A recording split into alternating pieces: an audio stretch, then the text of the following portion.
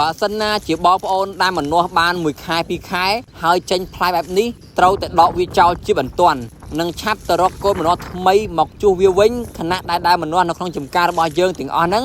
ដើមវានៅតូចវាអាចនឹងលូតលាស់ទាន់គ្នាបានជាទូទៅដើមម្នាស់ដែលគ្រប់អាយុកាលដែលត្រូវចេញផ្លែគឺចន្លោះចាប់ពី9ខែឡើងទៅចៃដន្យអីយើងដាំដើមម្នាស់ទៅតែបាន1ខែ2ខែស្រាប់តែវាចេញផ្លែដកវាចោលទៅកុំស្ដាយព្រោះថាកូនម្នាស់ដែលយើងទៅតែដកមកដាំភ្លាមហើយចេញផ្លែបែបនេះផ្លែវាអត់ធំទេដោយសារតែដើមវាហ្នឹងគឺមិនទាន់មានឫសច្រើនចាក់ជ្រៅចូលទៅក្នុងដីដើម្បីស្រូបយកសារធាតុចិញ្ចឹមគ្រប់គ្រាន់មកពង្រីកផ្លែឲ្យធំបានទេវាអត់មានស្លឹកអត់មានធាងដើម្បីធ្វើឲ្យថ្មីសំយោគផ្សេងចំណុចដែលសំខាន់បំផុតនោះគឺក្តាល់ម្នាស់គល់ម្នាស់របស់យើងហ្នឹងគឺវានៅតូចម្នាស់មួយដើមដែលមានផ្លែធំលុះត្រាតែដើមវាមានអាយុកាលសមល្មមនិងមានក្តាល់ធំហើយបើដើមម្នាស់ដែលយើងទៅតែដាំមិនទាន់គ្រប់អាយុផងដើមនៅតូចចេញផ្លែដកវាចោលតែម្ដងទៅទុកវាធ្វើអីបើយើងទុកឲ្យវាទុំវាខាតតែពេលយើងខាតតែជីរបស់យើងអត់ប្រយោជន៍ហើយសួរថាយកទៅលក់នៅណា4-10ផ្លែហ្នឹងហើយបើយើងហៅថៅកែហៅម៉ួយគេមកមើលសួរថាគេមកមើលអត់ដកវាចោលអស់បងប្អូនកុំទុក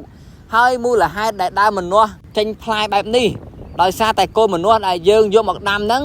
វាជាកូនចាស់ជាកូនដែលនៅសល់យូរជាកូនដែលឡើងក្តិល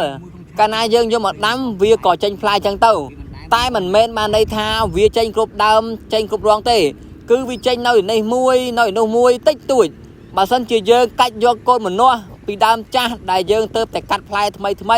បានន័យថាគឺជាកូនទី1ដែលយើងទៅតែកាច់ផ្លែលើដំបងបន្ទាប់ពីកាត់ផ្លែរួចអាហ្នឹងវាអត់សូវចេញផ្លែទេ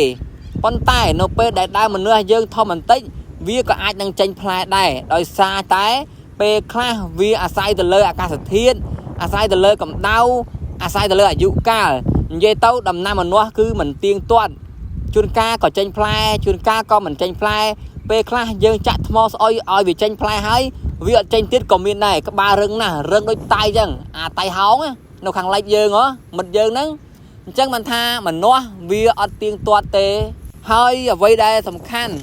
ឥឡូវនេះម្នាស់ខ្ញុំនៅក្នុងចំការរបស់ខ្ញុំនេះវាចេញផ្លែ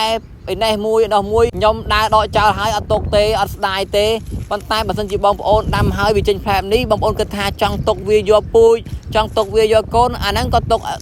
ទៅមិនអីទេប៉ុន្តែខ្ញុំខ្ជិលទុកបងប្អូនវានាំតែខាតជីយើងខាតពេលយើងអត់ប្រយោជន៍អញ្ចឹងខ្ញុំដើរដកចោលទៅកុំឲ្យវាទៅដើម្បីទៅរកកូនថ្មីមកដាំជួសវិញវាអាចនឹងធំទាន់គ្នាអាចចាក់ផ្លែបានបន្តគ្នាជាមួយគ្នាអញ្ចឹងបងប្អូន